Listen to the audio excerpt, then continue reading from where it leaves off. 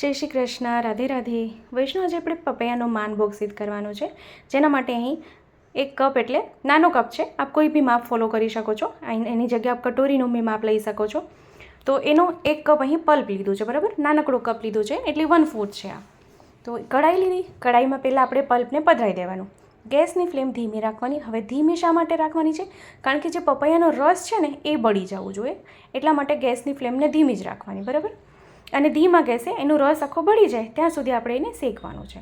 એમાં જો પહેલાં ઘીનો ઉપયોગ નથી કરવાનો. તો જો આપ અહીં જો એનો રસ આખો બળી ગયો. હવે એમાં કાજુ અને બદામની કાતરી પધરાવી દીધી, કારણ કે આપણે માનભોગ સિદ્ધ કરી રહ્યા છે. હવે આ સુંદર શેકાઈ ગયું. આપ અહીં જો રસ આખો બળી ગયો છે. આપ માપ જો ફરીથી આપને કહું છું, આપ માપ વધારે ઓછું કરી શકો છો. પછી હવે આપણે દૂધ પધરાવ. હવે દૂધ કેટલું લેવાનું છે? જેટલું પલ્પ લીધું હોય ને એના કરતાં અડધા ભાગનું. હવે 1 કપ જો સપોઝ આપણે પલ્પ લીધું હોય પપૈયાનું, તો એનાથી અડધું દૂધ પધરાવવાનું. વધારે દૂધ નહીં કરવાનું, નહીં તો ચિકાસ પકડી લેશે એ. તો અડધું દૂધ અહીં પધરાવી દેવાનું. પણ એમાં છે ને ખાસી વાર નહીં લાગે, કારણ કે પલ્પ છે ને પહેલાંથી જ એમાં રસ બળી ગયો છે, એટલે એ ફટાફટ થઈ જશે.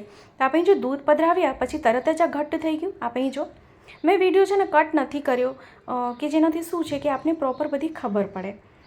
થોડુંક લાંબો થાય વિડીયો, પણ આપને પ્રોપર ખબર પડવી જોઈએ. હવે દૂધ પધરાવ્યા પછી મિશ્રણ તરત ઘટ્ટ થયું. ફરી આપણે ત્યાં હવે સાકર પધરાવવાની છે. હવે સાકર કેટલી પધરાવવાની છે? જેટલું દૂધ લીધું હોય ને એટલી જ અહીં સાકર પધરાવી દેવાની છે. હવે જો અડધો કપ દૂધ મેં લીધું, તો અડધો જ કપ અહીં સાકર આપણે અડધો જ કપ પધરાવી દઈએ, બરાબર. આપણે જો આપ 1 કટોરી પલ્પ લીધું હોય તો અડધી કટોરી દૂધ અને અડધી કટોરી સાકર, એવી રીતે માપ લેવાનું. એટલે શું છે કે આપણે માપને પ્રોપર માપની આપને ખબર પડે, એટલે હું આપને આ જણાવી રહી છું. આ ઓછું માપ એટલે હું શેર કરી રહી છું કે જેથી શું છે કે જ્યારે બી પહેલી વાર કોઈ સામગ્રી સિદ્ધ કરતા હોય તો શું છે કે ઘણી મૂંઝવણ થાય કે કેવી થશે. તો હું ફરીથી આપને કહીશ કે ઘણીવાર એવું થાય છે કે ઘણી સામગ્રી એવી છે કે સરખી નથી ઉતરતી, કંઈક ને કંઈક આપણાથી મિસ્ટેક એમાં થઈ જાય છે. તો એમાં મૂંઝાવાનું નહીં, ફરીથી સામગ્રી સિદ્ધ કરવાની, ચોક્કસથી સિદ્ધ થશે સરખી આ.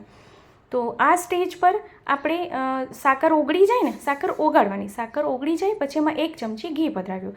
પહેલાં આપણે ઘીનો ઉપયોગ નથી કરવાનો, પાછળથી ઘીનો ઉપયોગ આમાં કરવાનો છે.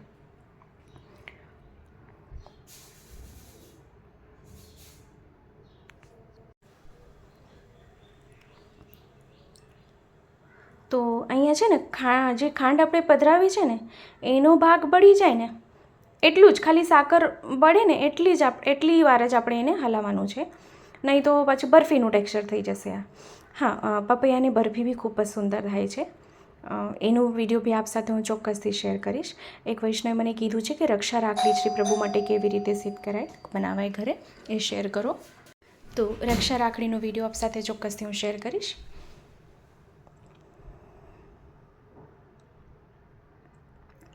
તો જો વિડીયો ગમે તો લાઈક જરૂરથી કરશો, અને હા, આપણા ગ્રુપમાં શેર કરશો, જેથી શું છે કે વધુથી વધુ લોકો સુધી વિડીયો પહોંચી શકે અને એને વિડીયો ઉપયોગી થઈ શકે. અને જો ચેનલ પર નવા હોય તો ચેનલને સબસ્ક્રાઈબ કરશો, બેલ આઇકોન હિટ કરશો, જેથી જ્યારે બી કોઈ સામગ્રીનો વિડીયો મૂકું તો આપ સુધી નોટિફિકેશન આવી જાય. હવે આ સ્ટેજ પર આપણે ગેસની ફ્લેમને બંધ કરી દેવાની છે અને માનભોગને લોયામાં જ રહેવા દેવાનું છે. એનું ટેક્સચર આપ જોશો ઠીક થઈ ગયું છે, કારણ કે લોયામાં રહેશે તો હજી મિશ્રણ સુંદર સેટ થઈ જશે. તો ઇન્સ્ટન્ટ પપૈયાનો માનભોગ સિદ્ધ થઈ ગયું છે. ફરીથી 1 ચમચી ઘીનો ઉપયોગ કર્યો. એટલે શું છે કે કારણ કે કેવું છે કે માનભોગમાં ઘીનો ઉપયોગ વધારે થતો હોય, પણ જો પહેલાંથી જ આપણે ઘી પધરાવી દઈએ ને તો ઘી બહાર એટલું દેખાય નહીં, એટલે આપણે પાછળથી ઘીનો ઉપયોગ કર્યો છે. અને કંઈક નવી રીત છે, જુદી રીત છે. તો આપી આ સામગ્રી આ રીતે સિદ્ધ કરશો અને કમેન્ટ બોક્સમાં ચોક્કસથી કમેન્ટ કરીને જણાવશો કે વિડીયો આપને કેવો લાગ્યો છે. અને જો આપને કાંઈ પૂછવું હોય તો મને કમેન્ટ બોક્સમાં કમેન્ટ કરીને પૂછી શકો છો. હવે આપણે એને એક પાત્રમાં સાજી લઈએ. તો ઓછું વધારે પ્રમાણ આપણી ઈચ્છા પ્રમાણે લઈ શકો છો.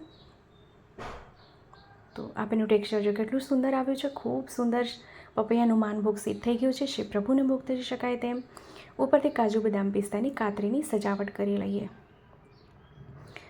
તો આ બી આ સામગ્રી સિદ્ધ કરો, શ્રી પ્રભુને ધરાવો અને કમેન્ટ બોક્સમાં કમેન્ટ કરીને ચોક્કસથી જણાવશો કે આ વિડીયો આપને કેવો લાગ્યો છે.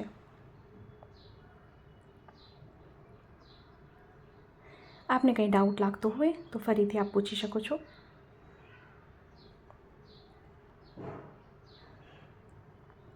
તો નજીકથી આપને એનું ટેક્સચર દેખાડી દઉં.